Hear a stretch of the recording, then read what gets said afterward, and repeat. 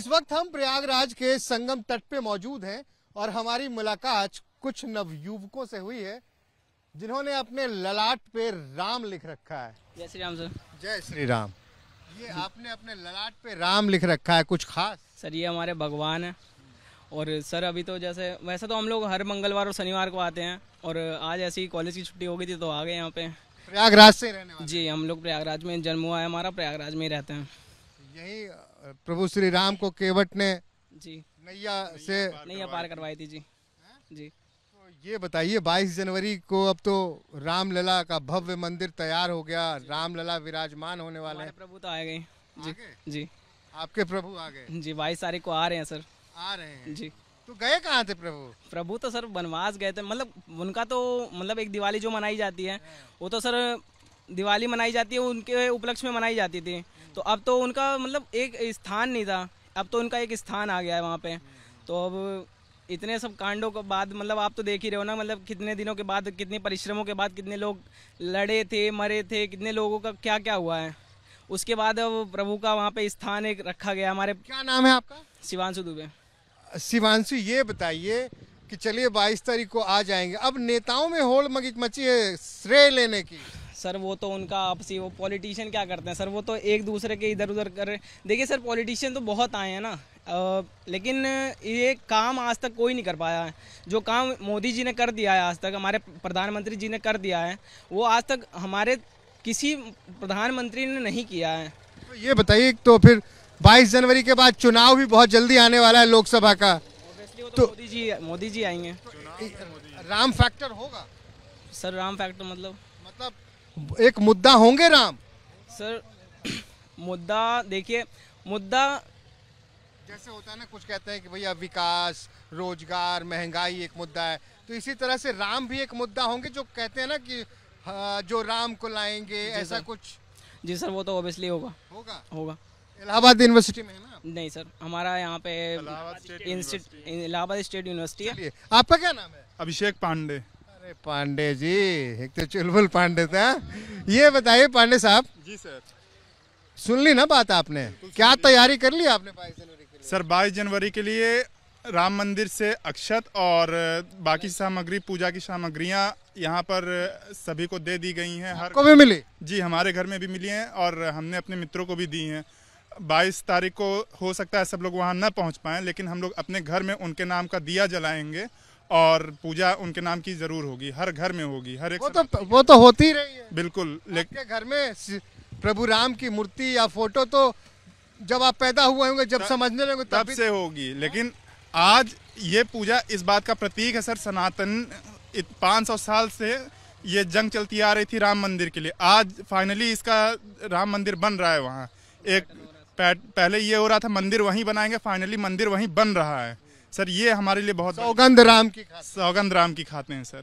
हो सकता है हम वहाँ। उम्र कितनी थी उस वक्त जब ये नारे लग रहे थे? सर हम सही बताएं 90-92 की। हाँ, उस समय तो हमें उतना मालूम भी नहीं था सर। अभी कब आपका जन्म कब हुआ? सर हमारा जन्म 2003 में हुआ है। उससे पहले की बात है सर, इसीलिए तो कह रहे हैं सर कि काफी पुराने कई लोगों ने इसकी लड़ाई लड़ी, तब जाके आज हमें ये राम मंदिर देखने का उपलक्ष्य प्राप्त हो रहा है। अच्छा, तो एक बात और बताइए, राम मंदिर बन गया, पढ़े लिखे लोग, वैसे भी प्रयागराज के लोग, इलाहाबाद 4 प्रधानमंत्री यहाँ से, जवाहरलाल नेहरू, लाल बहादुर शास्त्री, वीपी सिंह, इंदिरा गांधी यहीं पैदा हुई, और इनको तो छोड़िए, प्रभु श्री राम जब पैदा हुए तो राजा दशरथ ने यहीं पास में तपस्या की।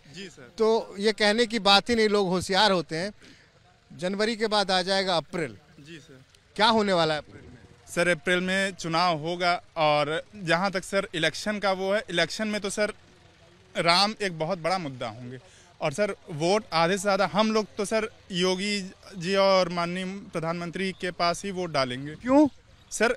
उसके एक कारण नहीं, कई कारण है सर। पहली चीज़, यहाँ पर सर जितने विकास हैं देख रहे हैं, पहले भी माघ मेले होते थे, पहले भी कुंभ होता था, लेकिन जब से योगी सरकार आई है सर, पिछले कुंभ में भी पूरे इलाहाबाद की पूरा एकदम आप रोड देख लीजिए, बिजली देख लीजिए, हर चीज़, गंगा की सफाई, कई लोगों ने कहा था गंगा की सफाई होगी, लेकिन अब देखिए सर, अब यहाँ पे इतनी मशीनें लगी हैं, हर चीज़ गंगा की सफाई हो रही है, सारे रोड्स बन चुके हैं। देखेंगे कोई भी अब गवर्नमेंट की प्रॉपर्टी पे अपना घर नहीं बना पाता है।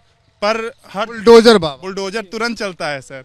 और क्राइम का रेट यहाँ बहुत तेजी से घट रहा है। बाकी इलाहाबाद है वो तो आप भी जानते हैं, हम भी जानते हैं, लेकिन क्राइम्स घट रहे हैं सर, वो आप भी देख रहे हैं, हम भी देख रहे हैं। ये बताइए, आपने कहा राम तो मुद्दा होंगे ही होंगे, आप युवा हैं, आपके लिए रोजगार, विकास, महंगाई, ये चीजें कितनी मायने रखेंगी? सर रोजगार बहुत मायने रखता है, लेकिन आप ये बताइए सर, राम मंदिर बन रहा है, उससे कितनों को रोजगार मिल रहा है? सबसे पहले इंजीनियर्स को रोजगार मिला, उसके बाद टूरिज्म बढ़ रहा है, उनको रोजगार मिल रहा है। टूरिज्म बढ़ने के बाद आना जाना सर, फूल बेचने वाले और पानी नारियल बेचने वाले सर, छोटे छोटे लोगों को रोजगार मिल रहा है। चाचा आगे आइए, कुछ कह रहे थे आप, आइए, आप ही को कह रहे हैं, इसको छिपाइए ना। इधर आइए, इधर आइए, आइए, चलिए पहले आप ही बताइए, कहाँ से आए हैं? मैं पीलीभीत से हूँ, डिस्ट्रिक्ट पीलीभीत। पीलीभीत से हैं? वरुण भैया वाले इलाके से? जी हाँ, वरुण गांधी। वरुण गांधी जी के, वो तो नाराज चल रहे हैं, बहुत ज्यादा नाराज है, उन्हें निकाल दिया जाए, ये भी कम हो नहीं है इस बात के लिए। आप भी चाहते हैं कि निकाल दिया जाए? नहीं, हम तो ये नहीं चाहते कि निकाल दिया जाए,